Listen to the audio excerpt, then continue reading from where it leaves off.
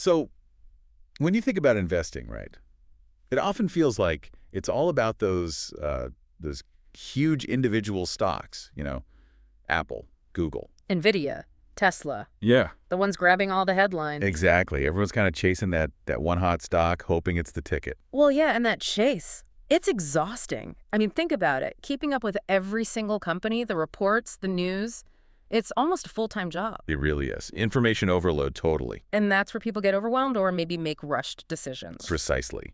So for this deep dive, we want to cut through some of that noise. What if there was a shortcut? Imagine making just one single purchase Okay. that gets you a piece of, say, the 500 best companies out there. Automatically balanced, diversified. You're talking about ETFs, exchange-traded funds. That's it.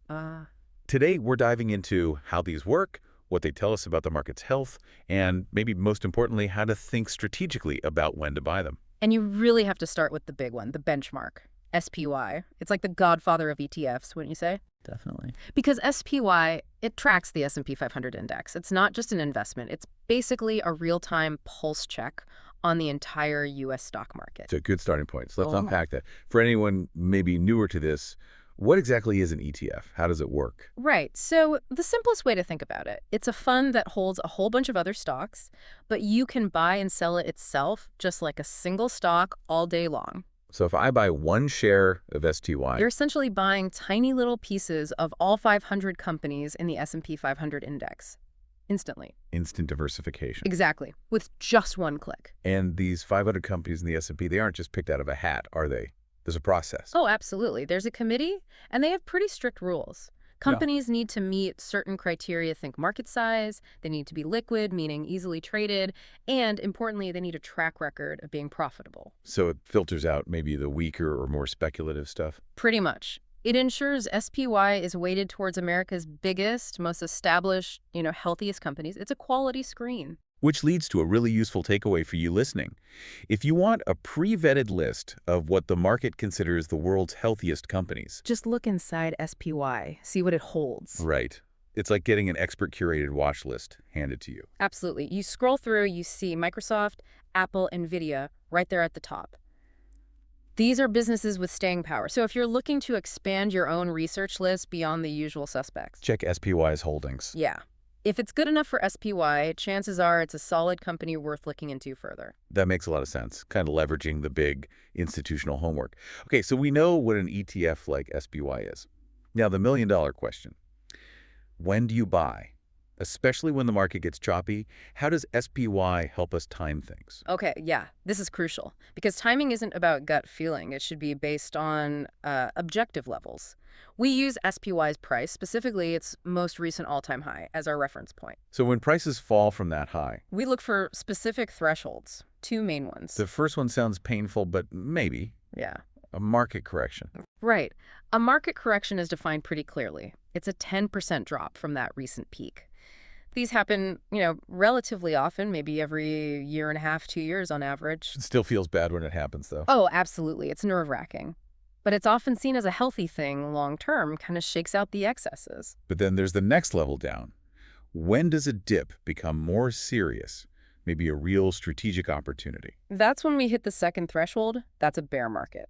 And the definition for that is? A negative 20% drop from the most recent high. Once SPY crosses that minus 20% mark, we're officially in a bear market. 20%. Okay, that signals something deeper is going on, right? Like recession fears, maybe a crisis. Usually, yes. It reflects significant investor pessimism. Yeah. And it's tracking SPY that tells us objectively if we're in a bull phase, generally rising, or a bear phase. And we've seen these play out. I think the source material mentioned a bear market bottoming around, April 2025. That's right. And before that, there was that big dip driven by inflation fears. That one went down even further. How far? Negative 27% from its high. Wow. Okay, seeing your portfolio drop 27%, that's where real fear kicks in for most people. Exactly. That's panic territory. But, and this is the key, for the disciplined investor following a strategy, that fear, that drop, that's the opportunity. Because the underlying belief is that the market, especially something broad like the S&P 500 tracked by SPY, eventually recovers. History shows it always has. It takes time, sometimes years, but quality assets tend to recover and reach new highs. That conviction is what allows you to buy when things look bleakest. Okay, so that historical resilience gives us confidence. Now let's pivot. If SPY tells us when a potential major buying opportunity might be setting up around that 20% drop mark, let's talk more about what else to buy besides just SPY. Can we use ETFs for specific sectors? Oh, absolutely. This is where ETFs get really powerful for targeted exposure. Building an ETF-only portfolio, especially thinking about a potential recession, it's actually a really smart move. You get diversification within key areas. So which sectors stand out? Well, first you have to look at semiconductors. They're like the bedrock, the infrastructure for everything digital, the future, really. And the main ETF for that sector is SMH. SMH, yeah. It tracks the big players in semiconductors. Think NVIDIA, Taiwan Semiconductor, TSM Broadcom, ABGO, AMD, Micron, Intel. You get exposure to all of them at once. But SMH itself can be pricey per share, right? What if you have a smaller account? Good point. And there's a great solution mentioned, SOXX. SOXX. Yeah, SOX. It's generally a much cheaper ETF per share, but here's the thing. It tracks the exact same core group of semiconductor stocks as SMH. So you get the same exposure, basically. Essentially, yes. If you look at their pros charts, they move almost identically because they hold the same stuff. It's a fantastic alternative for accessing that vital sector without the high price tag of SMH. Interesting. Okay, sector number 2. Something maybe more defensive. Healthcare. You have to consider healthcare. It's Yeah. about as defensive as it gets because, well, we're always going to need healthcare, right? Medical services, new drugs, innovation. Makes sense. And the ETF for that. XLV, that's the Healthcare Select Sector SPDR fund. It holds companies that are literally shaping the future of medicine. Like who? Big names like Eli Lilly, Johnson & Johnson, AbbVie, sometimes you see it as ABV United Health. These are giants. And the sector itself tends to be on a steadier climb, less volatile than some others. A good potential buffer in uncertain times. Okay, what about tech? But maybe beyond just the semiconductor focus. Tech is huge. Right. So the main tech ETF is usually QQQ, which tracks the NASDAQ 100. It's kind of like SPY's tech-focused little brother, but QQQ can also be quite expensive per share. So is there an alternative there too? There is, but it comes with a major warning label. It's TQQQ. QQQ, okay, what's the catch? TQQQ is designed to be a smaller, cheaper way to get NASDAQ exposure, Right. but, and this is critical, it's a triple leveraged ETF. Whoa, okay, hold on. Triple leveraged. We need to pause there. That sounds risky. You're suggesting it for dip buying, but leverage amplifies everything, right? Both gains and losses. Precisely. That's the essential point you have to understand. Leveraged means TQQQ uses financial derivatives, basically borrowed money, to try and deliver 3 times the daily return of the underlying NASDAQ 100 index. So if the NASDAQ goes up 1% in a day, TQQQ aims for a 3% gain. Correct. Sounds amazing on the way up. But the flip side, if the NASDAQ drops 1%, QQQQ is designed to drop 3%. That same day, the volatility is massively amplified. This is not a buy and hold forever kind of fun for most people. so the strategy of waiting for a deep dip becomes even more critical with something like TQQQ. Yeah. You wouldn't touch this unless the market was down significantly. Absolutely not. You don't buy this when things are rosy, or even just down 10%. That leverage demands extreme discipline. You wait for a major pullback. Like that April 2025 example again. Right. Buying near the lows. Exactly. If you had bought TQQQ near its bottom, say around $35 like the source suggested, the potential rebound could be huge, maybe tripling your money because of the leverage amplifying the recovery. The conviction comes from believing the underlying QQQ index, full of top tech companies, will eventually recover. But with TQQQ, you have to treat that dip like a rare, calculated opportunity, not just casual investing. Got it. High risk, potential high reward requires extreme patience and timing. Okay, beyond broad tech like TQQQ, what about funds focused specifically on future tech, like AI?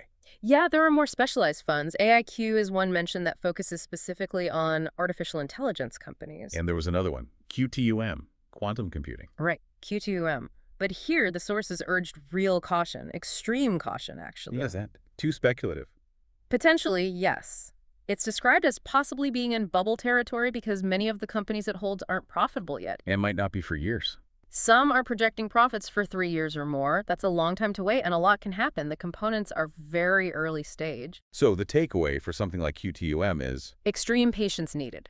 And you'd need a major drop, think way beyond that standard 20% bear market definition before even considering it. It's much higher on the risk spectrum. Okay, this really brings us back to the core strategy behind all these ETF ideas, doesn't it? It all hinges on patience and timing. Completely. This whole approach isn't for day traders or people chasing quick flips. It's designed for someone with a longer time horizon, thinking 5, 10 years out. And it avoids getting caught up in the emotion of picking individual winners or losers. Exactly. You're relying on the structure of the market, on historical patterns, on the diversification of the fund itself. So, to be crystal clear, we're not suggesting buying these ETFs today if the market's near highs. We're waiting. We are absolutely waiting for a significant dip. The core recommendation, that trigger point, is for these funds, especially the standard ones like SPY, SMH, XLV, to fall at least 20% from their all-time highs before you even start thinking about averaging it. 20% minimum. Minimum. And maybe you average in further if they drop more, say into that 20% to 40% down range. That zone is where the discipline pays off. It's about buying quality when it's on sale, basically, when everyone else is panicking. That's precisely it. It's tough emotionally to buy when the headlines are screaming doom and gloom, but that difficulty, that's often the price you pay for potentially better long-term returns. Right.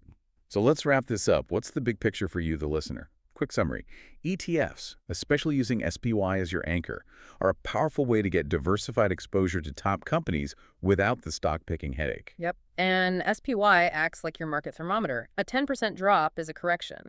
A 20% drop signals a bear market, and that's your potential strategic buying zone. And for specific sectors like semiconductors, SMH SOXX, or healthcare XLV, or even carefully considered tech plays like TQQQ with major caveats, ETFs offer targeted exposure. And connecting it all together. The ultimate defensive strategic move here is thinking about building an ETF-only portfolio, especially during downturns. You move beyond individual company risk. You're investing in broad sectors you believe in long-term.